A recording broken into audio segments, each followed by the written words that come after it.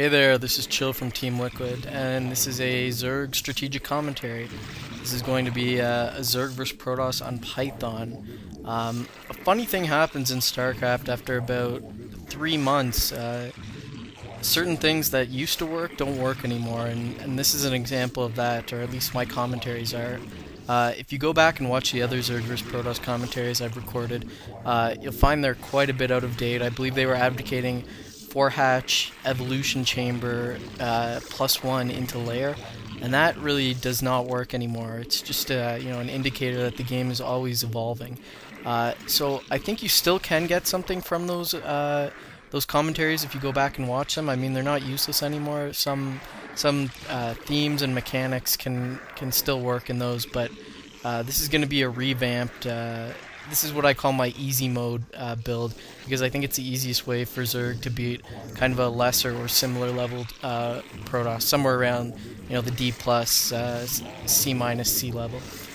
So again, this is on Python. I'm scouting. He sent his probe out to match my overlord. So at this point, you have the option, if you were going to 9-pool, you have the option not to 9-pool. And let's look at the two builds you're probably going to be doing. Are either 9-pool or 12-hatch. I'm going to omit the overpool speed just for the purpose of this discussion. So why would you 9-pool? It's safer, and if he puts down a blind 12-13 Nexus, you win outright. So it's a safer build. Why would you 12-hatch? Well, if he hasn't scouted and he puts down a forge, then you get that much of an advantage from it just putting down the hatchery.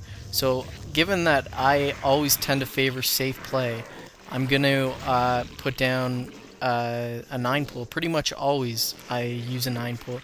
And then I have the option here when I see he's at this base to continue with my 9-pool or not go with it. He's going to probe scout me anyway, so going with the 12-hatch is probably not going to give me too much of an advantage. Plus I'm going to want my first 3 hatcheries at different bases.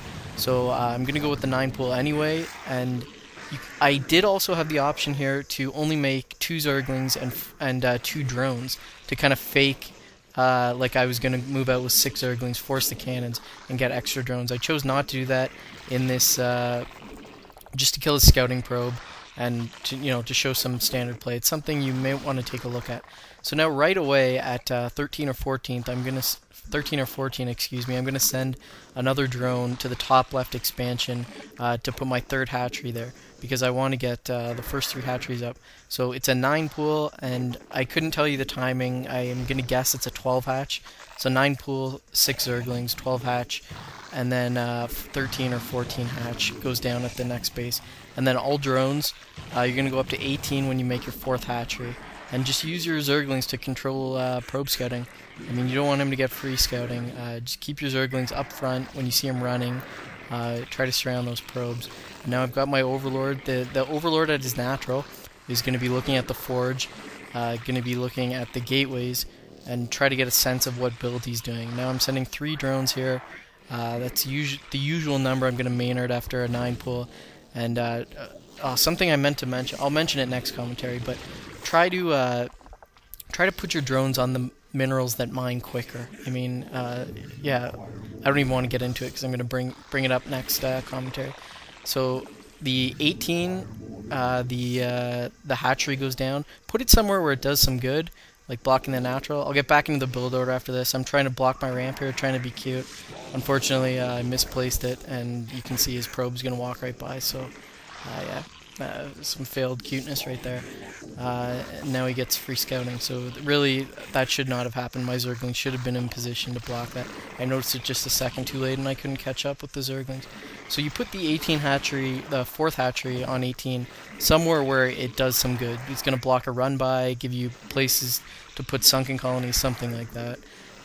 Sending in this Overlord now to check for +1. Since I see +1 isn't started, I'm going to assume it's going to be some sort of Bisu opening, or I guess a Stargate Dark Templar opening, which could go into Bisu build, or could go into, I guess, an array of other builds.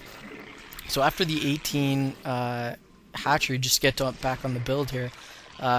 You want to get an Overlord and an Extractor in some order. Sometimes I do Extractor, Drone, Overlord, sometimes Overlord, Extractor, Drone. It doesn't really make too much of a difference. to me at least. And then the first 100 gas goes to Lair. Now I'm making all drones because he's given me no reason not to. And I can see from the Stargate in his main base that it's indeed going to be a Corsair opening. +1 still not started, so I'm getting the Overlords out of there because the Corsair is going to be out soon. And I'm only going to be dealing with this with Hydralisk, so especially you're going to lose the main Overlord, so don't really worry about that too much. I think in this game I actually lost it to a Dragoon, really not that big a deal. But get the one at the natural out of there, put it in a kind of a strange place where he might not find it for a little bit, just so you can get that extra supply out of it while it's still alive. And now it takes a little experience to know when to put down the Hydralisk again. You do it relative to his Stargate timing, and you just want it to finish so that your Hydras are coming right when his first Corsair is out.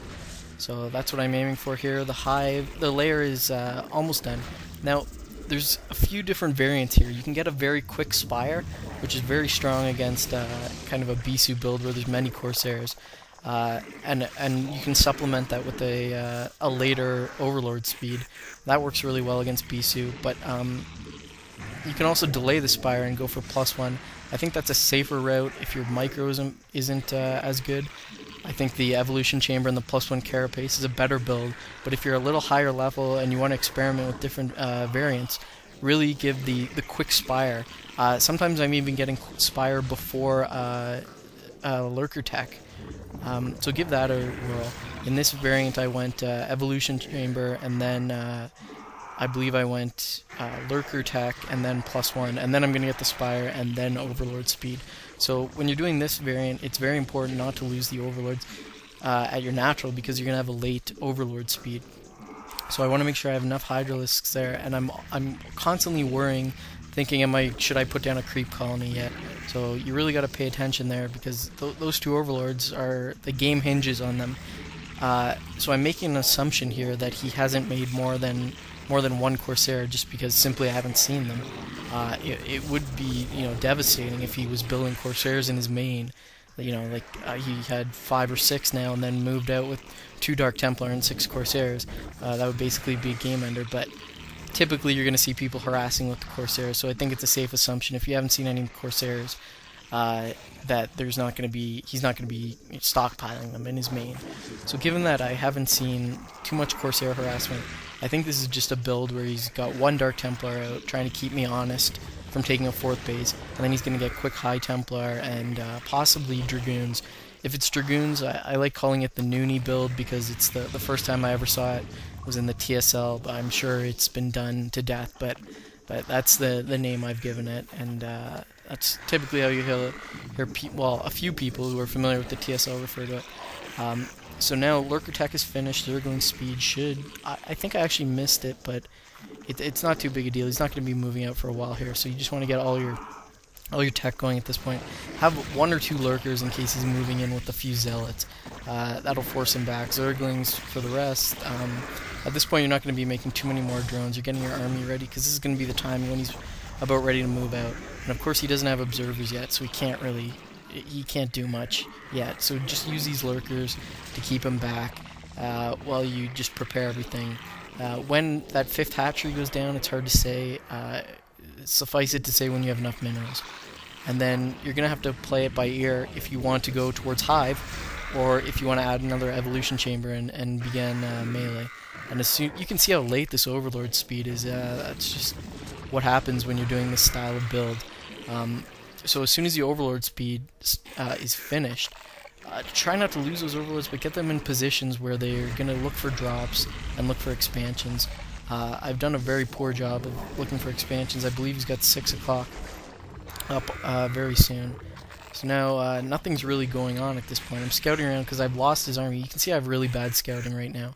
You should really have an Overlord. Now that the Corsair is dealt with, 1 over his cliff and a Zergling in front of his base at all times, just to keep track of his army. You can see at least I've got these Zerglings moving around because I want to be able to see where his army is going. A nightmare for Zerg is when the army just shows up at your 3rd base and you don't have anything there. You had no idea it was coming. So that's why these Overlords are spread around looking for drops. And there you go. He's taking this base down here at 6 o'clock. And this is a disaster against my easy mode build, and you'll see exactly why. I mean, if you're a really strong Protoss player, you can pull this off. If you're not, I'm really going to advise you to stay on 2 bases much longer than this player does when a Zerg is staying on 3 bases, because you're going to see what happens, and this is typical of anyone who's around similar level to you. It's going to be, you know, it's very difficult for them to compete in these situations. I mean, if you're outclassed, then you'll probably, you know, you're going to lose anyway, so they can do whatever they want. But if it's similar skill level, something like this is going to happen. So the first thing I'm going to do to respond is take a 4th base, obviously. Getting all my tech ready, and just getting my lurkers grouped up, getting all my hotkeys ready, because I know he's probably got observers coming shortly, and he's looking to attack. So I want to have everything ready to flank, because you can see I'm going to flank from top left. So now the goal here is let the lurkers live, let the Zerglings take the damage. You get some really nice storms here, which I should have done better to dodge, but it's not too much of a deal, because he's going to run in and just get skewered up by my lurkers. So what you want Protoss to do, I mean, if he fell back here, he would be quite a bit ahead, in my mind at least. But what happens is he gets greedy, he engages, and that's when the flank comes. So unburrow the lurker. It's a little difficult to do if you have burrowed and unburrowed lurkers, but you really got to do it. Unburrow the lurkers, bring them into flank, and then unburrow your main lurkers, bring in all your army, and just send it A-moving, piling towards his natural. And if you get control of his natural choke, the game is over. And you'll see exactly why. And this is so simple. Once you get in this position, you know, if someone else was in this position, anyone really, playing against, you know, a C+ level player, the game's pretty much called at this point. So what you want to do is get your entire army in, get the lurkers burrow. Don't worry about where they burrow at this point. Just keep Zerglings and try to target High Templar up at the front, and that's going to keep them from storming a bunch of your lurkers. Get everything moving, and now it's time. Now there's a little lull in the action. I've got my macro dealt with. I've got the lurkers spreading, so they're each a storm apart, forming a concave. And then what you do is take a bunch of your overlords and group them together with Scourge. I use the hotkey 4. So 4 is all my overlords at his natural and all my Scourge grouped together, and you'll see why this is pretty effective. And now I'm not even going to worry about his 6 o'clock base, because I know all his units are coming out of his main. If I keep him contained, I have map control, I can do whatever I want. I'll take that 6 o'clock base later. If you're a more aggressive player, you might want to deal with it now, but this is the passive, you know, unbelievably safe style I play. So I'm always going to have my lurkers burrowed to storm away. I'm going to have like 12 Zerglings grouped on 1, just so I can run them in, target anything, and then run them out quickly because they're grouped on 1. And the overlord's on 4. So you send the group 4 to attack an observer, then just clone a Scourge away, and then what you want to do is clone all but 1 overlord away. So the end result should be all your Scourge are cloned to different observers, and you only have 1 overlord going in, because you don't want all of your overlords dying to Dragoon Fire or something like that.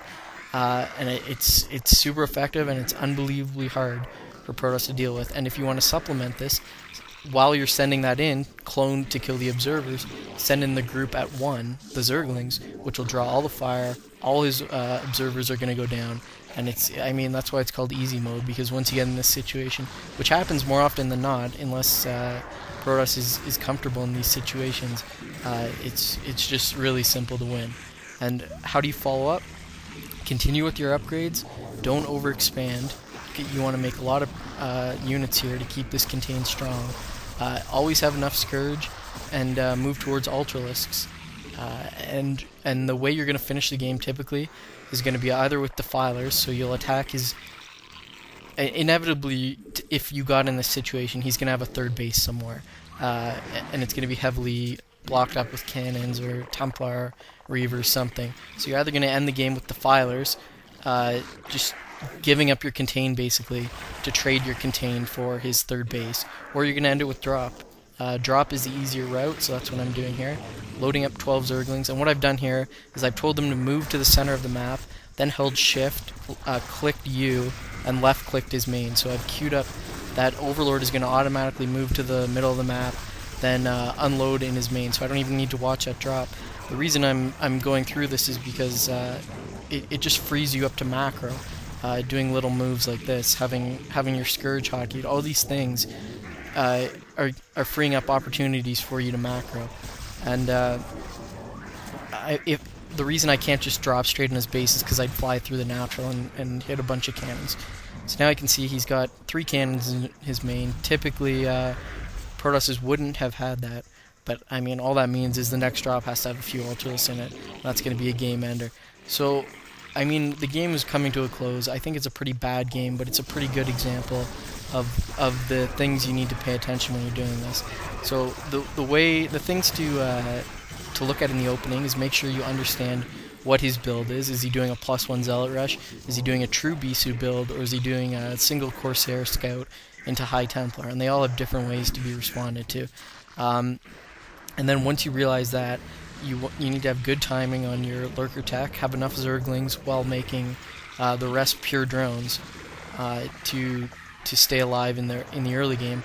And then in the mid game, you want to react to what he's doing. So if he's doing that sort of Noonie build where there's a lot of Dragoons and High Templar, you can't play the same way here. You're going to have to set up a better flank and possibly work in Hydralisk. If he's taken that third base, you want to control his choke as soon as possible. I mean, it happened nicely here where he, excuse me, he let me, he basically handed it to me. But sometimes you're going to have to take it from him, and I mean, it's pretty easy. You can push in with Lurkers once you have the Spire out to scourge his observers, and then once you get to the choke, make mostly all attacking units. I like to only make the drones from the hatcheries at that base. So this drop is really going to finish the game here. He's broken through the contain almost completely, but it doesn't even matter at this point because, as I said, training my contain for one of his bases is really a decent trade at this point in the game. So I really hope you can put this easy mode build into practice. I think it works well at these levels of play, and there's going to be a second commentary to give you another variant on ZvP.